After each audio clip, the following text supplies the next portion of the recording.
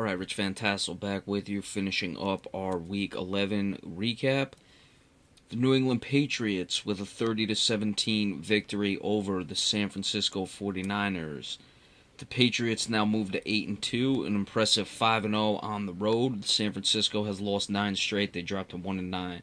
Tom Brady 24 of 40, 280 yards, 4 touchdowns, no interceptions. You look at that completion percentage, not very good by Tom Brady standards. She's not very good really by any standards, but 280 yards, 4 touchdowns. LeGarrette Blount, 19 carries, 124 yards, 6.5 yards per rush. Dion Lewis, 5 for 23.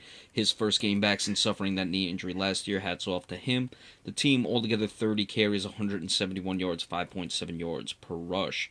Malcolm Mitchell, the top receiver, 4 for 98, a touchdown. Julian Edelman, 8 for 77, a touchdown. James White, 6 for 63, a touchdown. Danny Amendola had 2 catches for 2 yards and a touchdown as well. Danny Amendola also fumbled, but he recovered a fumble. The team had 5 sacks. Patrick Chung had 1, as well as Malcolm Butler, so they had 2 out of the secondary. No interceptions. Nothing of note in the return game. Steven Gostkowski made his only field goal attempt. The San Francisco 49ers. Colin Kaepernick, 16 for 30, 206 yards, 2 touchdowns, no interceptions. Carlos Hyde, 19 carries, 86 yards, 4.5 yards per rush. Colin Kaepernick, 4 for 32. The team, 27 of 122, 4.5 yards per rush. So they were relatively balanced in this game. We've seen that be a problem with the 49ers. However, I'm sure they had to throw the ball a lot more because they were down substantially in this game, as much as 30-10 at one point. Vance McDonald, 3 receptions, 46 yards, a touchdown. Sean Drone, 3 for 43, a touchdown. Garrett Selleck, 3 for 41. Chris Harper, 2 for 35. A lot of fumbles. Trent Brown recovered a fumble. Colin Kaepernick fumbled twice, but recovered both of them. Daniel Kilgore, Jeremy Curley, and Carlos Hyde all fumbled. So 5 fumbles, however, none of them were lost for the 49ers. Only 1 sack. It was Ahmad Brooks. No interceptions. Phil Dawson 1 for 1 in his field goals. So really not much to delve into with this game. New England keeps rolling. San Francisco, losers of 9 straight. We'll see when they really start to pack it in. You still have 6 games left. You obviously don't want to get knocked around these last 6 games, but eventually when you're losing this many games in a row, you're going to start to stumble. Look for a division game where they could possibly get it, maybe against the Los Angeles Rams, but few more victories, if any at all, for the San Francisco 49ers the rest of this season. Really been a bad year for them. The Miami Dolphins coming back late with a 14-10 victory over the Los Angeles Rams. Miami quietly now 6-4. Believe they've won 5 straight games. Los Angeles drops to 4-6. Really killer loss for the Los Angeles Rams if they want to have any hopes of making the playoffs as a wildcard team. It was certainly there for them if they got the victory. However, they were leading 10-0 with about 5 minutes left. Tannehill got 2 touchdowns late for them. 24 of 34 was Tannehill, 172 yards, of course, 2 touchdowns, 1 interception. Jay Ajayi, 16 carries, 77 yards, 4.8 yards per rush. Tannehill, 2 for 19, 9.5 yards per rush. The team, 19 carries, 98 yards, 5.2 yards per rush. Devontae Parker, top receiver, 8 receptions, 79 yards, 1 touchdown. Kenny Stills, 4 for 33. Jarvis Landry, 5 for 28. Kiko Alonso recovered a fumble. They had 1 sack. It was Cameron Wake still getting the job done. No interceptions. Nothing of note in the special teams games at all, return-wise, and no field goals attempted. For the Rams, Jared Goff, the rookie, getting the start, 17 of 31, 134 yards, no touchdowns, no interceptions. You have to wonder, while those numbers are not good by Goff, they're certainly better than Case Keenum usually was, so you wonder why they waited so long. Todd Gurley, 20 carries, 76 yards, 3.8 yards per rush, 1 touchdown. Gurley's had a down year. Jared Goff, 4 rushes, 11 yards, 2.8 yards per rush. The team, 28 for 102, 3.6 yards per rush. Kenny Britt, top receiver, 5 receptions, 43 yards. Lance Kendricks, 4 for 38. Tavon Austin had a 21-yard catch. Lance Kendricks lost a fumble. The team had 4 sacks. Robert Quinn 1, Dominic Easley 2, LaMarcus Joyner 1. So you see the defensive line getting things done. Maurice Alexander had an interception. Benjamin Cunningham, 2 returns, 86 yards. That's a 43-yard per return average with the longest of 44. So he almost split the difference. Greg Zuerlein, 1 for 2 in his field goals. Obviously, that miss was pretty critical. Los Angeles was coming down the field, but they needed a touchdown late in the game, and missed field goal beforehand would have left them with a 1-point deficit where they could have kicked the field goal and possibly gotten the win. As we said, Miami has quietly righted the ship.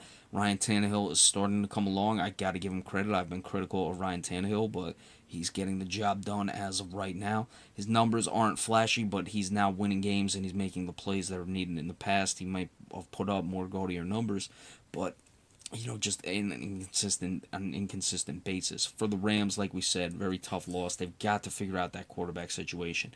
At 4-6, you have 10 games left. The wild card isn't necessarily out of reach. However, I don't think this team is necessarily that good to begin with. Even had they won this game, I still would have said they're a long shot to make the playoffs. So there's still something there, but you want to try to develop Jared Goff these last 6 games, and we'll see what they can do in that regard the rest of the way. And the Seattle Seahawks, 26-15 over the Philadelphia Eagles. Eagles dropped to 1-5 on the road and 5-5 total. Seattle, who was 5-0 at home, quietly now 7-2-1. They really have a stranglehold on that division. It'd be very difficult for them not to win that division at this point. Carson Wentz, 23 for 45, 218 yards, 2 touchdowns, 2 interceptions. Some bad interceptions in this one. Wentz is really starting to bring himself back. Wendell Smallwood, the top rusher, 13 carries, 48 yards. Ryan Matthews, 7 for 31. That's 3.7 to 4.4 yards, respectively. Kenjon Barner, 3 for 17. Darren Sproles, 2 for 15. The team altogether, 26 carries, 113 yards, 4.3 yards per rush. 5 guys carried the ball, Carson Wentz being one of them. Jordan Matthews, top receiver, 5 for 59. Dorial Green-Beckham, 5 for 54, a touchdown. Zach Ertz, 6 for 35, a touchdown. Wendell Smallwood, 4 for 31. 7 guys caught passes. Hala Pulavate Vatayi recovered a fumble. Carson Wentz fumbled. It was not lost. Only 1 sack. It was a split sack between Vinny Curry and Marcus Smith. No interceptions, no kick returns. Caleb Sturgis did not attempt a field goal. For the Seattle Seahawks, Russell Wilson, 18 of 31, 272 yards, 1 touchdown, no interception. So he was getting the ball downfield. Had some incompletions, but still, to get that many yards on only 18 completions, pretty good. Doug Baldwin threw a touchdown pass of 15 yards in this game. C.J. Prosey, top rusher, 4 for 76, 19 yards per carry, 1 touchdown. Thomas Rawls, 14 of 57, 4.1. Russell Wilson, 8 of 19. The team altogether 30 of 152, 5.1 yards per rush. That includes a carry of 5 yards, of negative 5 yards by Trevin Boykin. I'm guessing he came in to take the knee. Doug Baldwin, 4 for 104, top receiver. Jimmy Graham, 4 for 46, a touchdown. Tyler Lockett, 2 of 39. Thomas Rawls, 3 of 31. Russell Wilson, 1 of 15. He caught the touchdown pass for 4-15. He caught the touchdown pass from Doug Baldwin. Justin Britt fumbled. It was not lost. Russell Wilson recovered a fumble. 2 sacks. Cliff Averill had 1. Averill's having a good year. Bobby Wagner the other.